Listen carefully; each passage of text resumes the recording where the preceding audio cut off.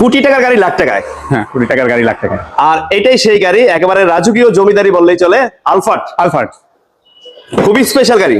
দেখেন টুডুর পাওয়ার, ব্যাকডালা পাওয়ার, একেবারে রাজকীয় এবং জমিদারি স্টাইলের গাড়ি যারা চাচ্ছেন তারা কিন্তু অবশ্যই এই গাড়িটা দেখবেন।